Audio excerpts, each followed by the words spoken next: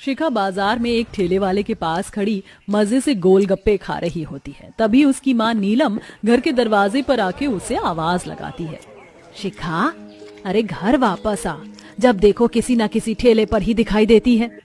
हाँ माँ, बस अभी आई। शिखा आखिरी बचा हुआ गोलगप्पा खाकर घर लौट आती है।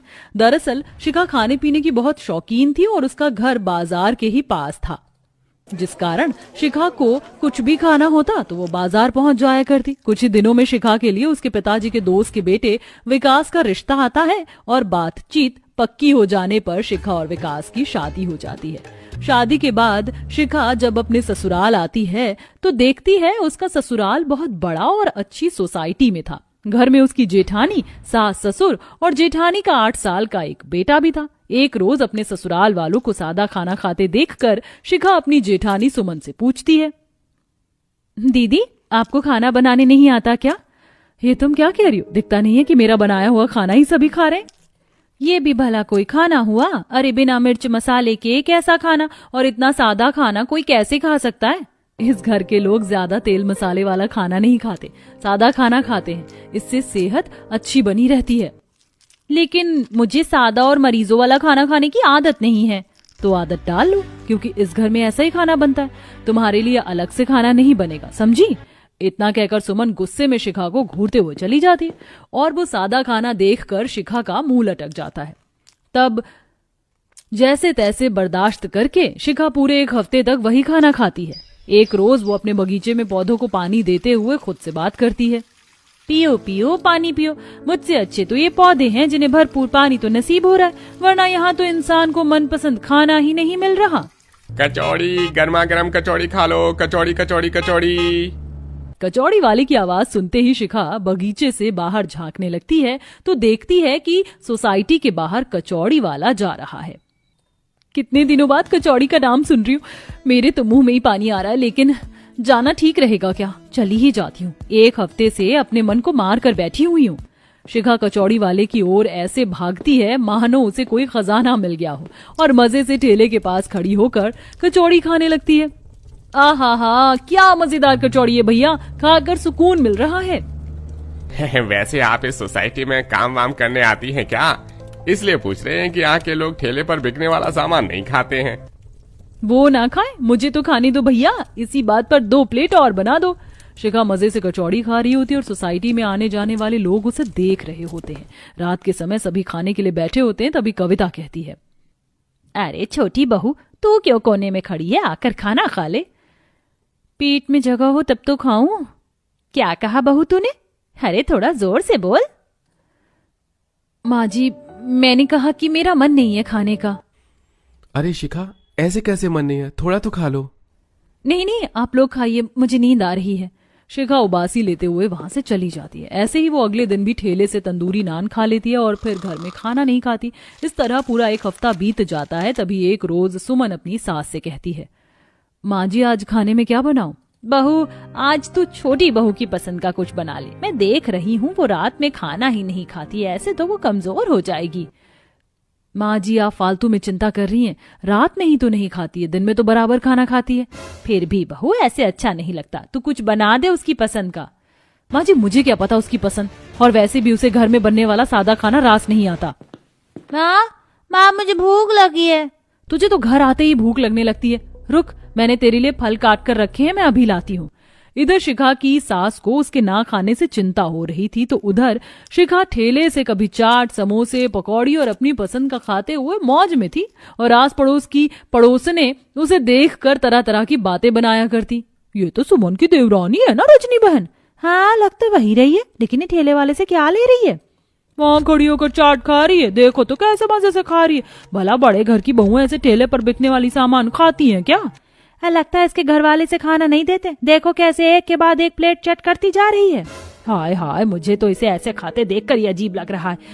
सही सुना था मैंने, ये सुमन की देवरानी किसी छोटे घर से आई है। हाँ, वो तो इसकी हरकतें ही बता रही हैं। चाट खाने के बाद शिखा चुपचाप अपने घर चली जाती और रोज की तरह आज भी खाना नहीं खाती। तभी सुमन उससे कहती है, तुम्हारी भूख मर गई है क्या? माँ जी को तुम्हारे ना खाने को लेकर चिंता होने लगी है। अब इसमें चिंता करने जैसी क्या बात है? खाना तो तुमने खाया नहीं है तो ये डकार कैसे ले रही हो तुम? ये वो खाली पेट की वजह से है। वो क्या है ना, मुझे खाली पेट डकार आ जाती है कभी कभी।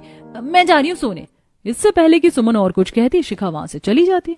अगले दिन दोपहर में शिखा ठेले पर मोमोज खा रही होती। तभी स्कूल से लौट रहा उसका भतीजा उसे देख लेता है और उसकी साड़ी का पल्लू खींचकर कहता है, चाची चाची आप क्या खा रही हो? अरे ये कहाँ से आ गया? बेटा मैं मोमोज खा रही हूँ, ये बहुत स्वादिष्ट है, तुम खाओगे? चाची मम्मी कहती है बाहर की चीजें नहीं खानी चाहिए, वो सेहत के लिए अच्छी नहीं होती है। बेटा एक दिन खाने से कुछ नहीं होता और ये ना बहुत स्वादिष्ट है। मेरे साथ तुम भी खाओ और हाँ, घर पर किसी को मत बताना, ठीक है? अब बबलू तो बच्चा ही था, इसीलिए शिखा की बात मानकर उसके साथ मोमोज खाने लगता है और कुछ ही देर में दोनों घर पहुंचते हैं। सुमन बबलू को देखते ही उसके लिए कुछ खाने को लाती है, लेकिन बबलू मना कर देता है। अरे तुझे तो स्कूल से आते ही भूख लगती है, फिर आज क्या हुआ? आज भूख नहीं है मम्मी। वही तो पूछ रही हूँ, क्यों नहीं है भूख? बहू बच्चा है, मन होगा तो खा लेगा। आजा बबलू बेटा, अपने दादा के पास आ। आज ये शिखा के साथ घर आया है और कुछ खाने को भी नहीं मांग रहा है। आखिर माजरा क्या है? 2 दिन बाद बाजार से लौटते हुए सुमन की मुलाकात विमला से हो जाती है, जो उसे शिखा के ठेले से खाना खाने की बात बताती है। नहीं नहीं विमला बहन, मेरी देवरानी नहीं, आपने किसी और को देखा होगा। हाय हाय, मेरी आंखें इतनी कमजोर नहीं जो इंसान न पहचान पाए, और जो देखा सो तुम्हें बता दिया। सुमन को विमला की बातों पर यकीन नहीं होता, लेकिन घर आते हुए वो सोसाइटी के बाहर शिखा को ठेले के पास भेलपूरी खाते हुए रंगे हाथों पकड़ लेती है और ये बात घर में बताती है।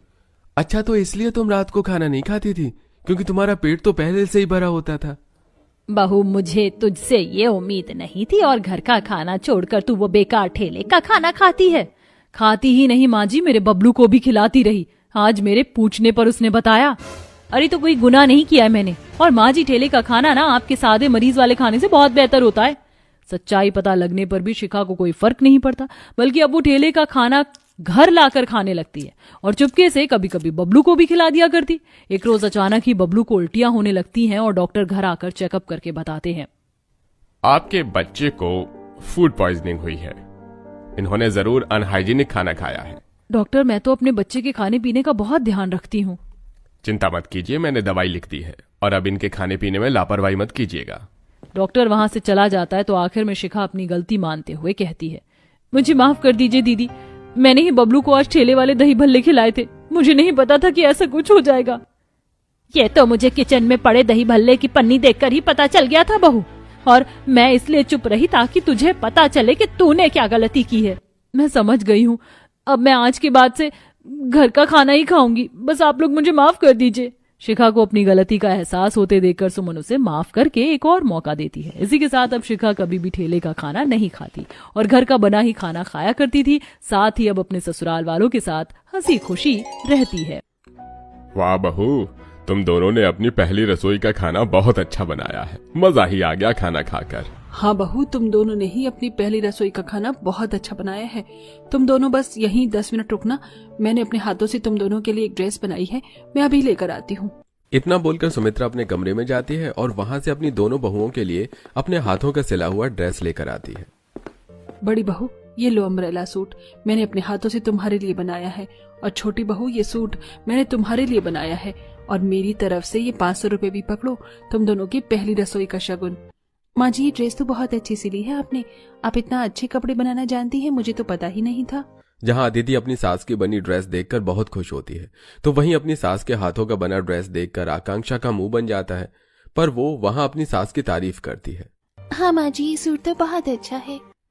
वहां तो वो सास की तारीफ करती है, पर जब कुछ देर बाद जब सब अपने कमरे में चले जाते हैं तो आकांक्षा अपनी सास की दी हुई ड्रेस बेड पर फेंकते हुए खुद से कहती है, ये क्या दे दिया इन्होंने मुझे, इससे तो अच्छा कुछ देते ही नहीं। ऐसे कपड़ों का तो मेरे घर में पौंछा लगता है, पर इन गरीबों से और उम्मीद भी क्या की जा सकती है। इतनी कंजूसी बुढ़िया ने इतना घटिया सा ड्रेस मुझे खुद बनाकर मेरी पहली रसोई के नेक के रूप में पकड़ा दिया। ऐसी ड्रेस को पहनने से तो अच्छा है कि मैं इसे किसी भिखारी को दे दूं। आकांक्षा को अपनी सास का दिया हुआ ड्रेस बिल्कुल पसंद नहीं आता और वो उस ड्रेस को अलमारी में फेंक देती है। अगले दिन सुमित्रा की दोनों बहुएं अपनी पग फेरे की रस्म के लिए तैयार होती हैं। जहां अदिति अपनी सास की दी हुई ड्रेस पहन कर आती है तो वहीं आकांक्षा अपनी खरीदी हुई कोई महंगी ड्रेस पहन कर आती है। माँ जी देखिए, आपने जो मुझे मेरी पहली रसोई पर ड्रेस दी थी, मैंने वही पहनी है। मैं सोच रही हूँ कि मैं अपनी पगफेरे की रस्म के लिए यही ड्रेस पहन कर जाऊँ। हाँ बहू, ये ड्रेस तो सच में तुझ पर बहुत अच्छी लग रही है। आकांक्षा, माँ जी ने अपने हाथों से इतनी प्यारी ड्रेस हमें बनाकर दी थी और तुमने वो नहीं पहनी। अरे आज नहीं पहनोगी तो फिर कब पहनोगी?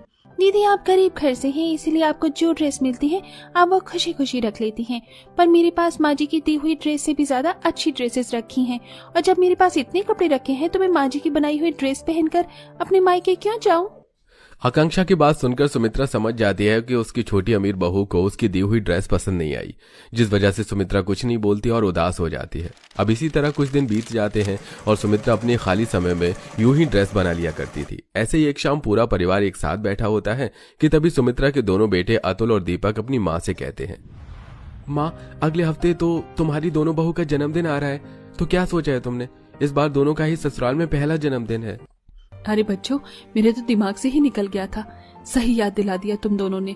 अच्छा बहू, तुम दोनों बताओ, तुम्हें अपना ससुराल में पहला जन्मदिन कैसे मनाना है? माँ जी, मैंने तो शादी से पहले भी कभी जन्मदिन नहीं बनाया, तो मैं क्या ही बताऊं। जैसा आपका दिल हो वैसे ही कर लेंगे। माँ जी, जेठानी जी तो गरीब घर से हैं, उन्हें तो अपना जन्मदिन भी नहीं मनाना। पर मैं जेठानी जी जैसी नहीं हूँ। मैंने तो सोच लिया है कि मैं ससुराल में अपने पहले जन्मदिन से बाहर से केक मंगवाऊंगी, अपने लिए महंगी ड्रेस लूंगी और छोटी सी घर में पार्टी रखूंगी। ये सब आप लोग कर लोगे ना? आकांक्षा की बातें सुनकर सुमित्रा थोड़ी परेशान हो जाती है। अब इसी तरह 2 दिन बीत जाते हैं और सुमित्रा अपने पति से दोनों बहुओं के जन्मदिन की बातें करती है और बजट प्लान करती है। हमारी दोनों बहुओं का ससुराल में पहला जन्मदिन है। छोटी बहू ने तो बोल दिया उसे घर में पार्टी चाहिए। सुमित्रा, छोटी बहू को समझाओ, हम उसके परिवार की तरह इतने अमीर नहीं है, पर हाँ, मैं अपनी दोनों बहुओं को ड्रेस और केक के लिए पैसे दे दूंगा। क्योंकि सुमित्रा के पास ज्यादा पैसों का बजट नहीं था, इसलिए वो उदास हो जाती है। पर यह सब कुछ आकांक्षा कमरे के बाहर खड़ी सुन लेती है और अंदर आकर अपनी सास से कहती है, माँ जी, पापा जी ने जो भी कहा मैंने वो सब सुन लिया है। अगर आप लोगों के पास पैसे नहीं है तो रहने दीजिए, पर मैं तो अपना जन्मदिन मना कर रहूंगी। मैं अपने मायके से पैसे मंगवा लूंगी, केक और ड्रेस का इंतजाम कर लूंगी। आखिर ये मेरा ससुराल में पहला जन्मदिन है। वो सब तो ठीक है आकांक्षा, पर घर तो हमारे पैसों से ही चलता है और मेरे पास भी इतने पैसे नहीं है, और तुम्हारा बर्थडे मंथ एंड में आता है। हम अगले साल तुम्हारा बर्थडे अच्छे से मना लेंगे। इस साल घर में ही सेलिब्रेट कर लेते हैं ना। क्यों बर्थडे सेलिब्रेट के लिए अपने मायके वालों से पैसे मांगने? आप लोगों को मेरे जन्मदिन की फिक्र करने की जरूरत नहीं है। मेरा ससुराल में पहला जन्मदिन है। मैं अपने सभी दोस्तों को भी बुलाऊंगी और धूमधाम से जन्मदिन भी मनाऊंगी। और मैंने तो सोच लिया है कि मुझे कैसा केक और कैसा डेकोरेशन चाहिए, और मैं अपने लिए 1-2 दिन में बर्थडे ड्रेस भी खुद खरीद कर ले आऊंगी। दीपक के समझाने पर भी आकांक्षा नहीं सुनती और वो अपने मायके से पैसे मंगवा लेती है और उसके बाद एक बड़ी सी केक शॉप पर जाकर अपने लिए 4 मंजिला केक का ऑर्डर दे आती है। केक का ऑर्डर देने के बाद वो एक बड़े से शोरूम में जाती है जहां वो डमी में लगे कुछ गाउन देखती है। मुझे आप ये गाउन दिखा दीजिए। मुझ पर तो ये गाउन बहुत अच्छा लगेगा। जब मैं अपने जन्मदिन वाले दिन सबके सामने ये गाउन पहनकर जाऊंगी, सबकी नजरें सिर्फ मुझ पर ही होंगी। बेटा, ये गाउन पूरे 20,000 रुपए का है। अगर तुम्हें लेना हो तो तभी मैं बाहर निकालूंगा। बाद में रेट कम करने की मत बोलना, क्योंकि हमारे यहाँ ये फिक्स रेट है। अंकल, मैं उन गरीबों में से हूँ नहीं जो मोल भाव करे। इतना बोलकर आकांक्षा 20,000 रुपए का वो गाउन लेकर घर आती है, जहां वो देखती है कि अदिति अपनी सास के हाथों में कपड़े के कुछ पीस और सिलाई का कुछ सामान दे रही है। माँ जी, मुझे तो आपकी ही बनाई हुई ड्रेस पसंद है। मुझे बाहर से अपने जन्मदिन के लिए कोई ड्रेस नहीं लेनी। आप मेरे लिए इन्हीं कपड़ों का सुंदर सा गाउन बना दीजिए। हद होती है कंजूसी की। अरे बर्थडे ड्रेस तो बाहर से ले लो कम से कम। घर में मेहमान आएंगे, क्या सोचेंगे वो। खैर, तुम सास बहू को जो करना है करो। मैंने तो सोच लिया है कि मैं अपने जन्मदिन पर क्या करूंगी, और मैंने तो अपने जन्मदिन के लिए खुद ही केक का ऑर्डर भी दे दिया है। मैं तो अपने जन्मदिन पर अपने ससुराल में अपना पहला जन्मदिन केक 4 मंजिला का काटूंगी, जो बहुत सुंदर होगा। और पता है, वो केक पूरे 5,000 का होगा। ये तो बहुत अच्छी बात है बहू, पर तुझे बाहर से ऑर्डर देने की क्या जरूरत थी? केक तो मैं और तेरी जेठानी भी मिलकर बना देते हैं। हाँ देवरानी जी, केक तो मैं बना लेती। बिल्कुल नहीं, मुझे आप लोगों के हाथों का बनाया केक नहीं चाहिए। मैंने जो सोचा है मैं वही करूंगी। और हाँ जेठानी जी, आप अपने लिए खुद केक बनाना और मेरे केक में हाथ भी न लगे, इस बात का भी ध्यान रखना। आकांक्षा की बात सुनकर सुमित्रा को बहुत बुरा लगता है। अब इसी तरह 2 दिन बीत जाते हैं और देखते ही देखते दोनों देवरानी जेठानी का जन्मदिन आ जाता है और उस दिन आकांक्षा अपने हिसाब से पूरे घर की डेकोरेशन करवाती है। तो वहीं क्योंकि अदिति गांव से थी इसलिए वो अपनी सास के साथ मिलकर केक बनाती है।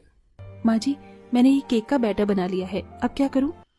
अब तुझे कुछ नहीं करना, इसे ओवन में रख दे और थोड़ी देर बाद निकालना। उसके बाद हम इसके ऊपर क्रीम लगाएंगे और इस केक को अच्छे से सजाएंगे। जब तक मैं तेरी बची हुई ड्रेस बनाकर तैयार कर देती हूँ। आज ही तेरा जन्मदिन है और आज शाम को ही तुझे मेरे हाथों का बनाया हुआ गाउन पहनना है।